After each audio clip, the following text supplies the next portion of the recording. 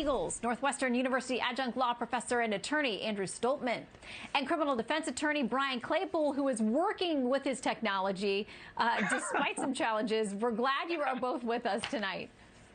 I need a Starbucks.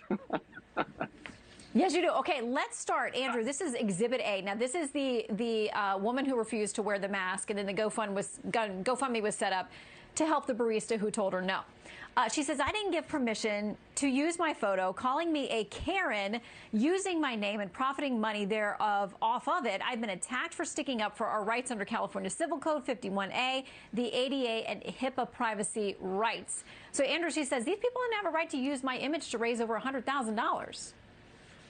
But they do. You're the one, Karen, who posted that. I'm kind of reminded of Joe Biden when he said, come on, man, this is the ultimate in chutzpah. It's an ultimate cash grab. And at the end of the day, it reminds me of what we learned in law school, right, of the definition of chutzpah. The kid who kills both of his parents and then throws himself on the mercy of the court because he's an orphan. It's a cash grab. Yeah. It's disgusting. And you're the one who posted it, Karen.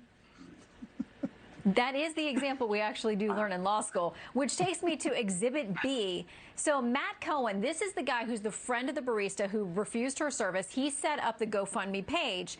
He says, personally, I think this is a baseless lawsuit and that Amber is seeking to profit off the good deed that I did in arranging the fundraiser for the barista in June of last year.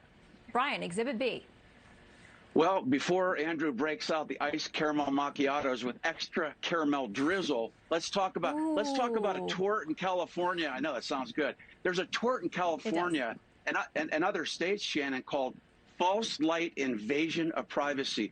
And what that means is you can't take a comment made by somebody else here on social media and publicly disclose it. There was a public disclosure here. That's the first element, because it's posted all over the internet. And then the second element that we would prove here is that the public disclosure was offensive to the average person. So I would argue here that Ms. Giles has been buried. Her reputation has been buried. I mean, she had her photography website hacked into.